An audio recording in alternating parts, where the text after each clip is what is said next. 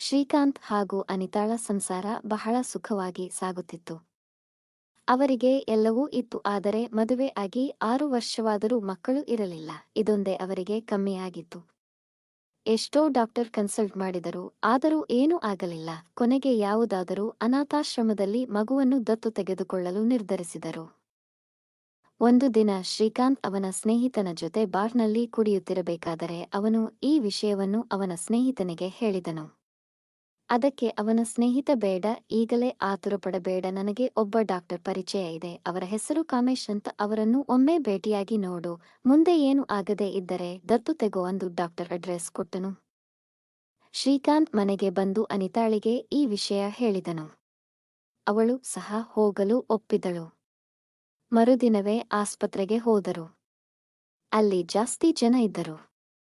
ಸುಮಾರು ಹೊತ್ತು ಕಳೆದ ಮೇಲೆ ಇವರ ಸರದಿ ಬಂತು. ಇವರದ್ದೇ ಕೊನೆ.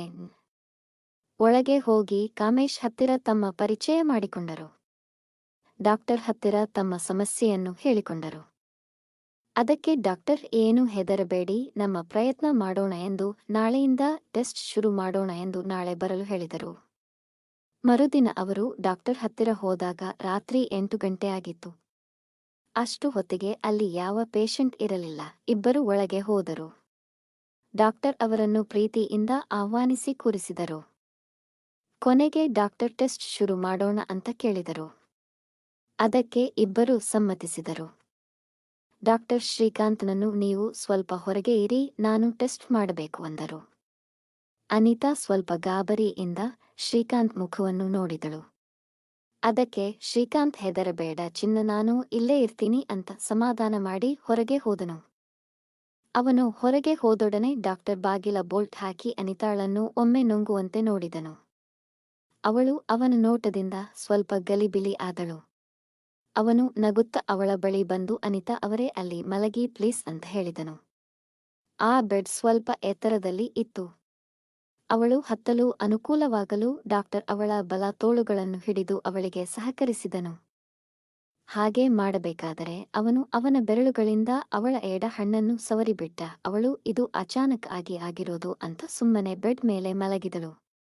ಹಾಗೆ 2 ನಿಮಿಷ ಆದ್ಮೇಲೆ ಡಾಕ್ಟರ್ ಏನೋ ಜೆಲ್ ತಗೊಂಡು ಬೆಡ್ ಮೇಲೆ ಕೂತನು. ಅವಳನ್ನು ಒಮ್ಮೆ ಮಾದಕವಾಗಿ ನೋಡಿದನು. ಅವಳು ನಾಚಿಕೆಯಿಂದ ತಲೆ ತಗ್ಗಿಸಿದಳು. ಅವನು ಒಮ್ಮೆ ನಕ್ಕು ಅವಳ ಸೀರೆಯನ್ನು ಹೊಕ್ಕಳಿನ ಹತ್ತಿರ ಸ್ವಲ್ಪ ತೆಗೆದು ಹೊಕ್ಕಳಿನ ಸುತ್ತ ನಿಧಾನವಾಗಿ ಜೆಲ್ ಸವರಿದನು. ಅವಳು ಒಮ್ಮೆ ಕಂಪಿಸಿದಳು. ಮೊದಲನೇ ಬಾರಿ ಪರಪುರುಷ ಅವಳ ಮೈ ಮುಟ್ಟುತ್ತಿದ್ದ. ಅವನು ಹಾಗೆ ಸವರುತ್ತಾ ಇದ್ದರೆ ಅನಿತಾಳಿಗೆ ಏನೋ ಒಂದು ತರಹ ಮೈ ಜುಮ್ ಅನ್ನಲು ಶುರು ಆಯ್ತು. ಅವನು ಸ್ವಲ್ಪ ಹತ್ತಿರ ಬಂದು ಅವಳಿಗೆ, ಏನು ನಿನ್ ಗಂಡ ಸರಿಯಾಗಿ ನಿನ್ನನ್ನ ಮಾಡೋದಿಲ್ವಾ ಅಂತ ಏಕವಚನದಲ್ಲಿ ಮಾತನಾಡಿಸಿದನು.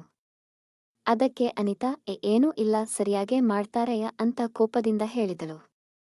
ಅದಕ್ಕೆ ಅವನು, ನೋಡು ಡಾಕ್ಟರ್ ಹತ್ರ, ಲಾಯರ್ ಹತ್ರ ಯಾವತ್ತೂ ಸುಳ್ಳು ಹೇಳಬಾರದು. ನಿನ್ ಗಂಡ ವಾರದಲ್ಲಿ ಎಷ್ಟು ಸಾರಿ ಮಾಡುತ್ತಾನೆ ಅಂದನು. 3-4 ಸಾರಿ ಮಾಡ್ತೀವಿ ಅಂದಳು. ಸರಿ, ನಿನ್ನ ಗಂಡನ ಗೂಟ ನಿನ್ನ ತೂತಿನೊಳಗೆ ಸರಿಯಾಗಿ ಹೋಗುತ್ತಾ ಅಂತ ಮತ್ತೆ ಪ್ರಶ್ನೆ ಮಾಡಿದನು. ಅದಕ್ಕೆ ಅವಳು ಹುನ್ ಅಂತ ಹೇಳಿದಳು. ಹೋಗಲಿ, ಮಾಡಿಸ್ಕೋಬೇಕಾದ್ರೆ ನಿನ್ ತೂತಿನಿಂದ ರಸ ಬರುತ್ತಾ ಅಂತ ಕೇಳಿದನು. ಅದಕ್ಕೆ ಅವಳು ಅದೇನೋ ಗೊತ್ತಿಲ್ಲ ಅಂತ ಹೇಳಿದಳು. ನೋಡು, ಅಲ್ಲೇ ಇರೋದು. ನೀನು ಮಾಡಿಸಿ ಕೊಳ್ಳಬೇಕಾದ್ರೆ ರಸ ಬರಲೇಬೇಕು.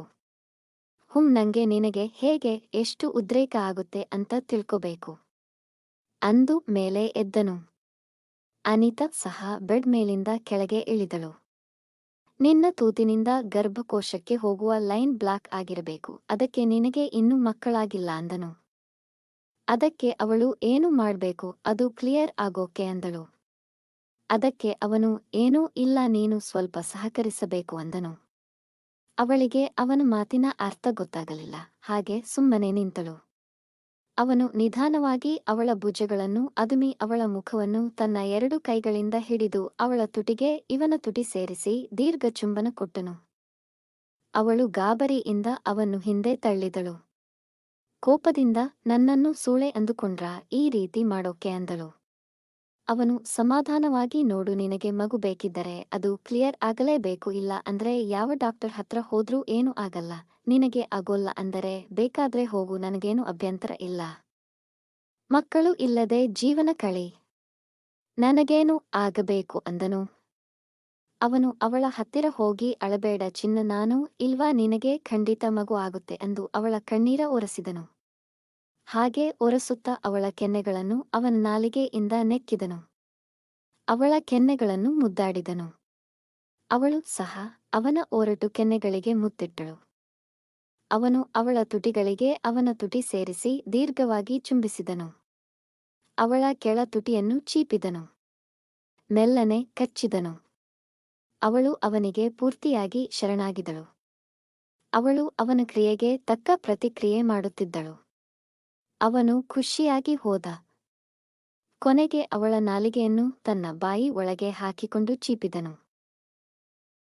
ಅವಳು ಸಹ ಇವನ ನಾಲಿಗೆ ಜೊತೆ ಆಟವಾಡಿದಳು. ಅವಳ ಬೆಚ್ಚನೆ ಹಣ್ಣುಗಳು ಅವನ ಎದೆಗೆ ಒತ್ತಿಕೊಂಡು ಅಪ್ಪಚ್ಚಿ ಆಗಿದ್ದವು. ಅವನ ನಿಗುರಿದ ಗೂಟವನ್ನು ಅವಳ ತೊಡೆ ಸಂದಿ ಚುಚ್ಚುತ್ತ ಇತ್ತು. ಅವನು ಅವಳನ್ನು ಹಿಂದೆ ತಿರುಗಿಸಿಕೊಂಡನು. ಅವನ 2 ಕೈಗಳಿಂದ ಅವಳ ರಸಭರಿತ ಹಣ್ಣುಗನ್ನು ಹಿಸುಕಲು ಶುರುಮಾಡಿದನು.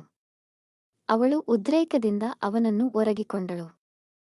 ಹಿಟ್ಟನ್ನು ನಾದಿಸುವಂತೆ ಅವಳ ಹಣ್ಣುಗಳನ್ನು ಹಿಸುಕಾಡಿ ಬಿಟ್ಟ. ಅವಳ ಕಾಮದ ಕಟ್ಟೆ ಹೊಡೆದು ಹೋಯಿತು. ಅವಳು ನಾಲಿಗೆ ಕಚ್ಚಿ ಸುಖಪಡುತ್ತಿದ್ದಳು. ಅವನ ನಿಗುರಿದ ಗೂಟ ಅವಳ ಕುಂದೆಗೆ ಚುಚ್ಚುತ್ತಿತ್ತು. ಅವಳು ಸೊಂಟವನ್ನು ಇನ್ನಷ್ಟು ಹಿಂದೆ ತಂದಳು, ಹಾಗೆ ನನ್ನ ಕುಂದೆದಿಂದ ಅವನ ಗೂಟವನ್ನು ಸವರುತ್ತಾ ಇದ್ದಳು. ಡಾಕ್ಟರ್ ತಡ ಮಾಡದೆ ಅವಳ ಸೀರೆಯನ್ನು ಬಿಚ್ಚಿದನು. ಬ್ಲೌಸ್ ಅನ್ನು ತೆಗೆದು ಎಸೆದನು. ಅವಳು ಕೆಂಪು ಬ್ರಾ ಹಾಗೂ ಕೆಂಪು ಬಣ್ಣದ ಲಂಗದಲ್ಲಿ ಇದ್ದಾಳೆ. ಅವನು ಬ್ರಾ ಮೇಲಿಂದಲೇ ಅವಳ ಹಣ್ಣನ್ನು ಕಚ್ಚಿದನು. ಅವಳು, ಡಾಕ್ಟರ್, ಏನಿದು, ಬ್ರಾ ಮೇಲೇನೆ ಕಚ್ಚುತ್ತಿದ್ದೀರಾ ಅಂದಳು. ತಕ್ಷಣ ಅವಳ ಬ್ರಾ ತೆಗೆದನು. ಅವಳ ಬೆಳ್ಳನೆ ಬೆತ್ತಲೆ ಹಣ್ಣುಗಳು ಅವನ ಕಣ್ಣ ಮುಂದೆ ಇದೆ. ಅದನ್ನು ನೋಡಿ, ಚಿನ್ನ, ಹಣ್ಣು ಅಂದ್ರೆ ಇದು ತುಂಬಾ ಚೆನ್ನಾಗಿ ನೋಡಿಕೊಂಡಿದ್ಯಾ? ವ್ಹಾ, ಸೂಪರ್ ಅಂದು ತಡ ಮಾಡದೆ ಅವಳ ತೊತ್ತುಗನಲ್ಲೂ ಚೀಪಿದನು. ಮೆಲ್ಲನೆ ಅವಳ ಹಣ್ಣನ್ನು ಬಾಯಿ ಒಳಗೆ ಹಾಕಿಕೊಂಡು ಚೀಪಲು ಶುರುಮಾಡಿದನು. ಅವಳು ಮತ್ತಿನಿಂದ ಹಮ್ ಅಂದು ಅವನ ತಲೆಯನ್ನು ಹಣ್ಣುಗೆ ಒತ್ತಿಕೊಂಡಳು. ಅವನು ಚೆನ್ನಾಗಿ ಹಿಸುಕಿ ಹಿಸುಕಿ ಚೀಪಿ ಚೆನ್ನಾಗಿ ಮಾಜಾ ಅವಳನ್ನು ಒತ್ತಿಕೊಂಡು ಅವನು ಅವನ ಗೂಟ ಇಂದ ಅವಳ ಕುಂದೆಗೆ ಪ್ಯಾಂಟ್ ಒಳಗಿನಿಂದನೇ ಒತ್ತುತ್ತಿದ್ದ. ಹಣ್ಣನ್ನು ಹಿಸುಕಿ ಮಜಾ ಮಾಡಿ ನಂತರ ಅವಳ ಲಂಗವನ್ನು ಇಂಚಿಂಚು ಮೇಲೆ ಎತ್ತಿದನು. ಕೊನೆಗೆ ಅವಳ ಲಂಗವನ್ನು ಪೂರ್ತಿ ಮೇಲೆ ಎತ್ತಿ ತನ್ನ ತೋರುಬೆರಳಿನಿಂದ ಅವಳ ತೂತನ್ನ ಕಪ್ಪು ಬಣ್ಣದ ಕಾಚದ ಮೇಲಿನದೆ ಸವರಲು ಶುರುಮಾಡಿದನು. ಅವಳು ಹಾಮ್ ಅಂತ ಮುಲುಗಾಡಲು ಶುರುಮಾಡಿದಳು. ಹಾಗೆ ಸವರುತ್ತಾ ಇನ್ನೊಂದು ಕೈಯಿಂದ ಅವಳ ಹಣ್ಣು ಹಿಸುಕುತ್ತಾ ಅವಳ ಕೆನ್ನೆಗೆ ಮುತ್ತಿಡುತ್ತಾ ಅವಳನ್ನು ಸ್ವಲ್ಪ ಹೊತ್ತು ಉಜ್ಜಾಡಿದನು. ಹಾಗೆ ಮಾಡುತ್ತಾ ಇರಬೇಕಾದರೆ ಅವಳು, ಡಾಕ್ಟರ್, ನಮ್ ತೂತಿನಿಂದ ಏನೋ ಸುರಿಯುತ್ತಾ ಇದೆ ಅಂದಳು. ಅವನು, ಹೌದಾ ಚಿನ್ನ, ಸುರಿಲಿ ಬಿಡು ಎಂದು ಅವಳ ಕಾಚದ ಒಳಗೆ ಕೈ ಹಾಕಿ ಬೆರಳನ್ನು ತೂತಿನ ಒಳಗೆ ತೂರಿಸಿದನು.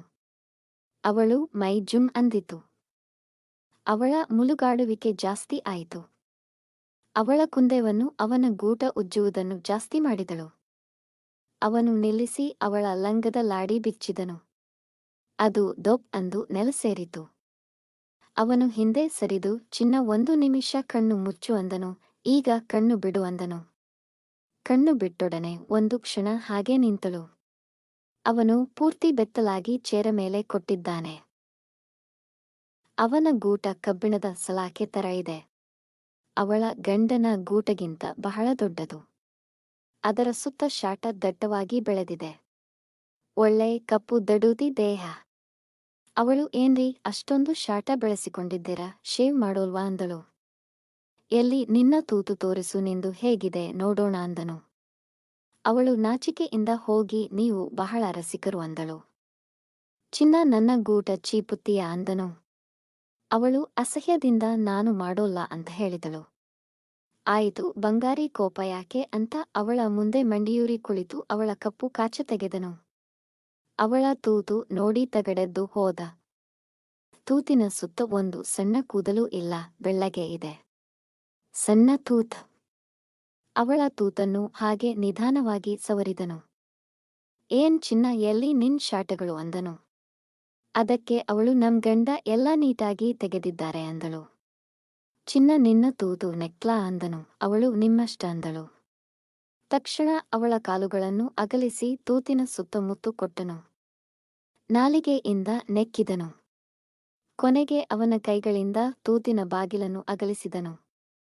ಒಳಗೆ ಕೆಂಪಗೆ ಇದೆ. ಅವಳು ಅರ್ಧ ನನ್ನು ಮುಚ್ಚಿ ಸುಖಿಸುತ್ತಿದ್ದಳು. ಅವನು ನಾಲಿಗೆ ಹಾಕುವ ಬದಲು ತೋರು ಬೆರಳನ್ನು ನಿಧಾನವಾಗಿ ತೂತಿನೊಳಗೆ ತೂರಿಸಿದನು. ಅವಳು ಅಂತ ಅವನ ತಲೆಯನ್ನು ಗಟ್ಟಿಯಾಗಿ ಹಿಡಿದುಕೊಂಡಳು. ಇವನು ನಿಧಾನವಾಗಿ ಒಳಗೆ ತೂರಿಸಿ ಹೊರಗೆ ತೆಗೆಯುತ್ತಿದ್ದನು. ಮತ್ತೆ ನಿಧಾನವಾಗಿ ಒಳಗೆ ಹೊರಗೆ ಹಾಕಿ ಅವಳನ್ನು ರೋಚಿಗೆ ಬಿಸಿಬಿಟ್ಟನು. ಅವಳು ಅಮ್ಮ ಅಂತ ಮುಲುಗಾಡಲು ಶುರು ಮಾಡಿದಳು. ಅವಳಿಗೆ ಯಾವಾಗ ನನ್ನ ತೂತು ಮಾಡೋವನೋ ಅನ್ನಿಸಿಬಿಟ್ಟಿತು. ಹಾಗೆ ಸ್ವಲ್ಪ ಹೊತ್ತು ಮಾಡಿ ನಾಲಿಗೆಯನ್ನು ನೇರವಾಗಿ ಅವಳ ತೂತಿನ ಬಾಗಿಲನ್ನು ಅಗಲಿಸಿ ಒಳಗೆ ತೂರಿಸಿದನು. ಅವಳು ಇನ್ನೂ ಜೋರಾಗಿ ಅಮ್ಮ ಅಂತ ಅವನ ತಲೆಯನ್ನು ಹಿಡಿದು ಒತ್ತಿಕೊಂಡಳು. ಅವನು ಅವಳ ತೂತಿನ ಗೋಡೆಯನ್ನು ನಾಲಿಗೆಯಿಂದ ನೆಕ್ಕಿ ಅವಳ ತೂತನ್ನು ಚಪ್ಪರಿಸಿಬಿಟ್ಟ. ಕೊನೆಗೆ ಅವಳು 2ನೇ ಬಾರಿ ರಸ ಸುರಿಸಿದಳು. ಕೊನೆಗೆ ಪ್ಲೀಸ್ ಡಾಕ್ಟರ್ ಸಾಕು ಬನ್ನಿ ನನ್ನ ತೂತನ್ನು ಮಾಡಿ ಬಿಡಿ ಅಂದಳು. ಅವನು ಸಾಕು ಅಂಥ ಮೇಲೆ ಎದ್ದು ಹಾಗೆ ಟೇಬಲ್ ಮೇಲೆ ಮಲಗಿಸಿದನು. ಟೇಬಲ್ ತುದಿಗೆ ಅವಳ ಸೊಂಟವನ್ನು ತಂದು 2 ಕಾಲುಗಳನ್ನು ಅಗಲಿಸಿದನು. ಅವಳ ತೂತಿನ ಬಾಗಿಲು ತೆರೆದಿತ್ತು. ಒಳಗೆ ಕೆಂಪಗೆ ಹೊಳೆಯುತ್ತಿತ್ತು. ತಡಮಾಡದೆ ಅವನ ಕಪ್ಪು ರೋಮಭರಿತ ಗೂಟವನ್ನು ಅವಳ ತೂತಿನ ಒಳಗೆ ತೋರಿಸಿಯೇ ಬಿಟ್ಟ. ಅವಳಿಗೆ ಏನೋ ಕಬ್ಬಿಣದ ಸಲಾಕೆಯನ್ನು ತೂರಿಸಿಕೊಂಡಂತೆ ಆಯಿತು. ಅವಳು ಬೇಡ ಬೇಡ ಎಂದು ಅವನನ್ನು ತಳ್ಳಲು ಪ್ರಯತ್ನಪಟ್ಟಳು. ಆದ್ರೆ ಅವನು ಬಿಡಬೇಕಲ್ಲ. ಏನು ಆಗೋಲ್ಲ ಚಿನ್ನ, ನಿಧಾನಕ್ಕೆ ಮಾಡ್ತೀನಿ, ಮೊದಲು ಸ್ವಲ್ಪ ನೋವಾಗುತ್ತೆ ತಡ್ಕೊ ಅಂದನು. ಅವನು ನಿಧಾನಕ್ಕೆ ಸೊಂಟ ಆಡಿಸುತ್ತಿದ್ದನು. ಆದರೂ ಅವನ ದಪ್ಪ ಉದ್ದ ಗೂಟ ಅವಳ ಪುಟ್ಟ ತೂತಿಗೆ ಸಾಧ್ಯವಾಗಲಿಲ್ಲ. ಅವಳು ನೋವಿನಿಂದ ಒದ್ದಾಡುತ್ತಿದ್ದಾಳೆ. ಅವಳ ಕಣ್ಣುಗಳಲ್ಲಿ ನೀರು ತುಂಬಿಕೊಂಡಿದೆ. ಆದರೂ ಅವನು ಒಮ್ಮೆ ಜೋರಾಗಿ ಗುದ್ದಿದನು. ಅವಳಿಗೆ ಏನೋ ಹರಿದು ಹೋದಂತೆ ಆಯಿತು. ನೋವು ಜಾಸ್ತಿ ಆಯಿತು. ಅವಳು ಜೋರಾಗಿ ಕೂಗಿದಳು. ಅವನು ತಕ್ಷಣ ಅವಳ ಬಾಯನ್ನು ಕೈಗಳಿಂದ ಮುಚ್ಚಿ ಹೊರಗೆ ನಿನ್ನ ಗಂಡ ಇದ್ದಾನೆ, ಕೂಗಬೇಡ ಅಂದನು. ನೋಡು, ನಿನಗೆ ಮಗು ಬೇಕಿದ್ದರೆ ಇದೆಲ್ಲ ತಡ್ಕೋಬೇಕು, ಏನೂ ಆಗೋಲ್ಲ ಅಂದು ಮೆಲ್ಲನೆ ತೂರಿಸಿದನು. ಅವಳು ಹೇಗೋ ತಡೆದುಕೊಂಡು ಇದ್ದಳು. ಹಾಗೆ ಅವನು ವೇಗವನ್ನು ಜಾಸ್ತಿ ಮಾಡಿದನು. ಅವಳಿಗೆ ನೋವು ಹೋಗಿ ಏನೋ ಒಂಥರ ಸುಖ ಆವರಿಸಿತು. ಅವಳು ಅವನ ಸೊಂಟಕ್ಕೆ ತನ್ನ ಕಾಲುಗಳನ್ನು ಸುತ್ತಿ ಇನ್ನಷ್ಟು ಒತ್ತಿಕೊಂಡಳು. ಡಾಕ್ಟರ್ಗೆ ಕುಸ್ಸು ಆಯಿತು. ಅವನು ಗೂಳಿಯಂತೆ ಅವಳ ತುತ್ತಳಗೆ ತೂರಿಸುತ್ತಿದ್ದನು. ಅವನ ಒಂದೊಂದು ಹೊಡೆತಕ್ಕೂ ಅವಳು ಸುಖದ ರಾಗ ಹಾಡುತ್ತಿದ್ದಳು. ಅಮ್ಮ ಮಗು ಕೊಡು, ಹೊಡಿ ಇನ್ನೂ ಜೋರಾಗಿ ಅಂದು ಅವನನ್ನು ಹುರಿದುಂಬಿಸುತ್ತಿದ್ದಳು. ಇವನು ಎತ್ತೆತ್ತಿ ಹೊಡೆಯುತ್ತಿದ್ದನು. ಅವಳಿಗೆ ಸ್ವರ್ಗ ಸುಖ ಸಿಗುತ್ತಿತ್ತು. ಅವಳ ಗಂಡನು ಸಹ ಯಾವತ್ತೂ ಹೀಗೆ ಕೆದ್ದಿರಲಿಲ್ಲ. ಅವಳು ಚೆನ್ನಾಗಿ ಸುಖಿಸುತ್ತಿದ್ದಳು. 20 ನಿಮಿಷ ಹೀಗೆ ಇಬ್ಬರು ಬಿಡದೆ ಮಾಡಿದರು. ಆಮೇಲೆ ಅವನು ಗೂಟವನ್ನು ಹೊರಗೆ ತೆಗೆದ ಅವಳನ್ನು ಮೇಲೆ ಎಬ್ಬಿಸಿ ನಾಯಿ ಅಂತೆ ಅವಳನ್ನು ಬಗ್ಗಿಸಿದನು. ಅವಳಿಗೆ ಆ ಥರ ಅವಳ ಗಂಡ ಮಾಡಿರಲಿಲ್ಲ. ಅವಳು ಅವನು ಹೇಳಿದ ಹಾಗೆ ಬಗ್ಗಿದಳು. ಇವನು ಹಿಂದೆಗದೆಯಿಂದ ಗೂಟವನ್ನು ಅವಳ ತೂತಳಗೆ ತೂರಿಸಿದನು. ಅವನು ಒಮ್ಮೆಲೆ ಜೋರಾಗಿ ಸೊಂಟ ಅಲ್ಲಾಡಿಸಲು ಶುರು ಮಾಡಿದನು. ಇವಳು ಸಹ ಕುಂದೆವನ್ನು ಎತ್ತೆತ್ತಿಕೊಟ್ಟಳು. ಅವನು ಬಿಡದೆ ತೂತು ಮಾಡುತ್ತಾ ಅವಳ ಹಣ್ಣು ಹಿಸುಕುತ್ತಾ 10 ನಿಮಿಷ ಮಾಡಿದನು. ಅಷ್ಟರಲ್ಲಿ ಅವಳು 3ನೇ ಬಾರಿ ರಸ ಸುರಿಸಿದ್ದಳು. ಆಮೇಲೆ ಅವನು ಸಹ ಅವಳ ತೂತಿನ ಒಳಗೆ ರಸ ಸುರಿಸಿಬಿಟ್ಟ. 5 ನಿಮಿಷ ಹಾಗೆ ಇದ್ದರು. ಆಮೇಲೆ ಇಬ್ಬರೂ ಮೇಲೆ ಎದ್ದರು. ಅವಳ ತೂತಿನಿಂದ ಸ್ವಲ್ಪ ರಕ್ತ ಸುರಿದಿತ್ತು. ಇದನ್ನು ಗಮನಿಸಿದ ಡಾಕ್ಟರ್ ಅರೆರೆ, ಇನ್ನೂ ಫಸ್ಟ್ ನೈಟ್ ಆಗಿಲ್ವಾ ಅಂತ ಆಶ್ಚರ್ಯದಿಂದ ಕೇಳಿದನು. ಅವಳು ಅರ್ಥವಾಗದೆ ಸುಮ್ಮನೆ ಇದ್ದಳು. ಕೊನೆ ಹತ್ತಿರ ಬಂದು ನೋಡು, ಈಗ ಕ್ಲೀನ ಆಗಿದೆ, ಇನ್ನೇನು ಹೆದರಬೇಡ, ಇನ್ನೂ ಮಕ್ಕಳಾಗುವುದು ಗ್ಯಾರಂಟಿ ಎಂದು ಮುತ್ತು ಕೊಟ್ಟನು. ಅವಳು ಖುಷಿ ಆದಳು. ಯಾಕೆ ರಕ್ತ ಸುರಿದಿದೆ ಅಂತ ಕೇಳಿದಳು. ನೋಡು, ನಿನ್ನ ತೂತಿನ ಆಳ ಜಾಸ್ತಿ, ಮೋಸ್ಟ್ಲಿ ನಿನ್ನ ಗಂಡನ ಗೂಟ ಉದ್ದ ಕಮ್ಮಿ ಅನ್ಸುತ್ತೆ, ಅದಕ್ಕೆ ನೀನು ಮಾಡುವೆ, ಆದರೂ ಇನ್ನೂ ಕನ್ಯೆಯಾಗೇ ಇದ್ದೆ. ನಿನ್ನ ತೂತಿನ ಆಳ ನನ್ನ ಗೂಟ ಉದ್ದ 2 ಸರಿ ಹೋಗುತ್ತೆ, ಅದಕ್ಕೆ ನಾನು ನಿನ್ನ ಕನ್ಯಾ ಪೊರೆ ಹರಿದಿದ್ದೇನೆ. ಇನ್ನು ಯೋಚನೆ ಬೇಡ, ಬೇಗ ಬಾತ್ರೂಮ್ಗೆ ಹೋಗಿ ಕ್ಲೀನ ಮಾಡಿಕೊಂಡು ಬಟ್ಟೆ ಹಾಕಿಕೊ ಅಂತ ಹೇಳಿದನು. 10 ನಿಮಿಷ ಆದ್ಮೇಲೆ ಇಬ್ಬರು ರೆಡಿ ಆಗಿ ಏನೂ ಆಗಿಲ್ಲದ ಹಾಗೆ ಇದ್ದರು. ನೋಡು, ನಾಳೆ ಬೆಳಗ್ಗೆ ಮತ್ತೆ ಬಾ, ಇನ್ನೂ ಸ್ವಲ್ಪ ಬ್ಲಾಕ್ ಆಗಿರೋದನ್ನು ಪೂರ್ತಿಯಾಗಿ ಕ್ಲೀನ ಮಾಡ್ತೀನಿ. ಮತ್ತೆ ನಾನು ಬರೆದು ಕೊಟ್ಟ ಲಿಸ್ಟ್ ಅನ್ನು ಮರೀದೆ ತಗೊಂಡು ಬಾ, ಮತ್ತೆ ಸಾಧ್ಯವಾದರೆ ನೀನೊಬ್ಬಳೆ ಬಾ ಅಂತ ಹೇಳಿ ಕಳಿಸಿದನು.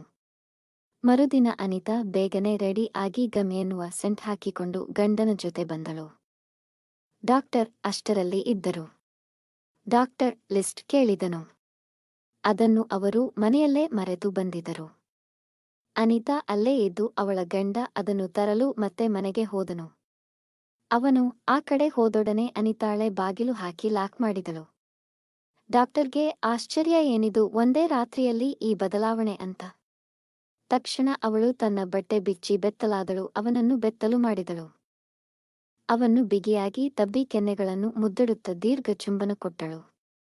ಅವನನ್ನು ಗೋಡೆಗೆ ಒರಗಿಸಿ ಮಂಡಿಯೂರಿ ಕೂತಳು. ಅವನಿಗೆ ಏನು ಮಾಡುತ್ತಾಳೆ ಅಂತ ಗೊತ್ತಾಗುವಷ್ಟರಲ್ಲಿ ಅವನ ಗೂಟವನ್ನು ಹಿಡಿದು ಬಾಯಿಗೆ ಹಾಕಿಕೊಂಡಳು. ಹುಮಂ ಅಂತ ಐಸ್ ಕ್ಯಾಂಡಿ ಚೀಪುವ ಹಾಗೆ ಚೀಪಿದಳು. ಅವನು ಅವಳ ತಲೆಯನ್ನು ಹಿಡಿದು ಒತ್ತಿಕೊಂಡನು. ಅವನು ಏದುಸಿರು ಬಿಡುತ್ತಿದ್ದಾನೆ. ಅವಳು ಹುಚ್ಚಿ ತರ ಬಿಡದೆ ಚೀಪುತ್ತಿದ್ದಾಳೆ. ಕೊನೆಗೆ ಅವನ ಗೂಟವನ್ನು ಸ್ವಲ್ಪ ಜೋರಾಗಿ ಕಚ್ಚಿದಳು. ಅವನು ಹಾಂ ಅಂತ ಕಿರುಚಿದ. ಆವಾಗ ಅವನ ಗೂಟವನ್ನು ಹೊರತೆಗೆದು ನಕ್ಕಳು. ಅವನು ಮಾಡ್ತೀನಿ ಇರು ನಿಂಗೆ ಅಂತ ಅವಳನ್ನು ಮೇಲೆ ಎಬ್ಬಿಸಿ ಗೋಡೆ ಒರಗಿಸಿಕೊಂಡನು. ಹಾಗೆ ಅವಳ ಕಾಲುಗಳನ್ನು ಅಗಲಿಸಿ ಜೋರಾಗಿ ಗೂಟವನ್ನು ತೂತುನೊಳಗೆ ತೂರಿಸಿದನು. ಅವಳು ಅಮ್ಮ ಅಂತ ರಾಗ ಎಳೆದಳು. ಸೊಂಟವನ್ನು ಬಿಡದೆ ವೇಗವಾಗಿ ಅಲ್ಲಾಡಿಸುತ್ತ ಇದ್ದಾನೆ. ಅವಳು ಒಂದು ಕಾಲಿನಲ್ಲಿ ನಿಂತು ಇನ್ನೊಂದು ಕಾಲನ್ನು ಅವನ ಸೊಂಟಕ್ಕೆ ಸುತ್ತಿದ್ದಳು. ಅವನ ಗೂಟ ನೀಟಾಗಿ ಅವಳ ತೂತಿನ ತಳ ಸೇರುತ್ತಿತ್ತು. ಅವಳು ಅವನನ್ನು ಬಿಗಿಯಾಗಿ ತಬ್ಬಿ ಹಿಡಿದು ಕೆನ್ನೆಗೆ ಚುಂಬಿಸುತ್ತಿದ್ದಾಳೆನಲ್. ಒಂದೇ ಸಮನೆ ಅವಳನ್ನು 15 ನಿಮಿಷ ಬಿಡದೆ ಹಾಕಿಬಿಟ್ಟ. ನಂತರ ಅವನು ಅವಳ ತೂತನೊಳಗೆ ರಸ ಸುರಿಸಿದ. ಇಬ್ಬರೂ ಹಾಗೆ ತಬ್ಬಿ ಕೆಳಗೆ ಮಲಗಿಕೊಂಡರು.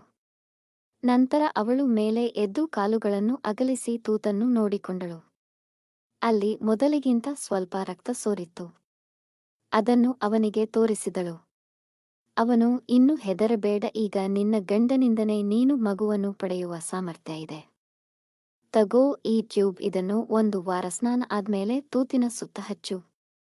ಏನೂ ತೊಂದರೆ ಆಗೋಲ್ಲ. ಮೇಲೆ 7 ಬಟ್ಟೆ ಹಾಕೋ ಎಂದು ಇಬ್ಬರು ಬಾತ್ರೂಂಗೆ ಹೋಗಿ ಬಂದು ಬಟ್ಟೆ ಹಾಕಿ ಕುಳಿತರು. ಡಾಕ್ಟರ್ ತುಂಬಾ ಥ್ಯಾಂಕ್ಸ್ ಅಂದಳು. ಇದು ನನ್ನ ಕರ್ತವ್ಯ, ಥ್ಯಾಂಕ್ಸ್ ಎಲ್ಲ ಬೇಡ. ಒಂದು ಮಾತು, ಈ ವಿಷಯ ಯಾರಿಗೂ ಹೇಳಬೇಡ, ಹೇಳಿದರೆ ನಿನಗೆ ಆಪತ್ತು ಎಂದನು. ಅದಕ್ಕೆ ಅನಿತಾ, ಇಲ್ಲ ನಾನು ಹೇಳೋಲ್ಲ ಅಂದಳು. ನೀನು ನಿನ್ನ ಗಂಡನ ಹತ್ತಿರ ಮಾಡಿಸ್ಕೊ, ಮಗು ಗ್ಯಾರಂಟಿ ಆಗುತ್ತೆ ಅಂತ ಭರವಸೆ ಕೊಟ್ಟನು. ಅವನು ಹೇಳಿದ ಹಾಗೆ ಕೆಲವೇ ದಿನದಲ್ಲಿ ಬಸುರಿ ಆಡಲು ಮತ್ತೆ ಚೆಕಪ್ಗೆ ಆ ಡಾಕ್ಟರ ಹತ್ತಿರಾನೇ ಬಂದಳು. ಈ ಬಾರಿ ಅವಳೊಬ್ಬಳೇ ಬಂದಿದ್ದಳು. ಅವಳನ್ನು ನೋಡಿ ಖುಷಿಯಿಂದ ಅವನು ತಬ್ಬಿ ಮುತ್ತು ಕೊಟ್ಟನು. ಚಿನ್ನ ನನಗೇನು ಕೊಡಲ್ವಾ ಅಂದನು. ಏನು ಬೇಕು ನಿಮಗೆ ಅಂತ ಕೇಳಿದಳು. ನಿನ್ನ ತೂತು ಬೇಕು ನನ್ನ ಚಿನ್ನ, ನಾನು ಮಾಡಬೇಕು ಅಂದನು. ಅದಕ್ಕೆ ಅವಳು, ಅಯ್ಯೋ ನಾನು ಬಸುರಿ, ಗೊತ್ತಿದೆ ತಾನೇ ಎಂದಳು. ಹೂ ಚಿನ್ನ, ನಾನು ಡಾಕ್ಟರ ತಾನೇ, ನಂಗೆ ಗೊತ್ತು, ಬಾ ನಾನು ಮಾಡುತ್ತೀನಿ, ನೀನು ಮಾಡಿಸ್ಕೋಬೇಕು ಅಷ್ಟೇ ಎಂದನು. ಅವಳು ನಕ್ಕಿ ತಲೆ ಅಲ್ಲಾಡಿಸಿದಳು. ಅವನು ನಿರೋಧ ಹಾಕಿಕೊಂಡು ಹಿಂದೆ ಇಂದ ತೂತಿಗೆ ತೂರಿಸಿದನು. ಹೀಗೆ 10 ನಿಮಿಷ ಮನಸಾರೆ ಮಾಡಿ ಹಾಕಿಬಿಟ್ಟ. ಹೀಗೆ ಅವಳು ಕಮ್ಮಿ ಅಂದರು 40 ಸಾರಿ ಚೆಕ್ ಅಪ್ಗೆ ಹೋಗಿದ್ದಾಳೆ. ಅಷ್ಟು ಬಾರಿ ಅವಳನ್ನು ಆ ಡಾಕ್ಟರ್ ಮಾಡಿದ್ದಾನೆ. ಈಗ ಅವಳಿಗೆ 2 ಮಕ್ಕಳು, ಇಬ್ಬರು ಅವಳ ಗಂಡನ ತರಹ ಇದೆ. ಅನಿತಾ ಅವಳ ಗಂಡನ ಜೊತೆ ಸುಖವಾಗಿ ಸಂಸಾರ ನಡೆಸುತ್ತಾ ಇದ್ದಾಳೆ.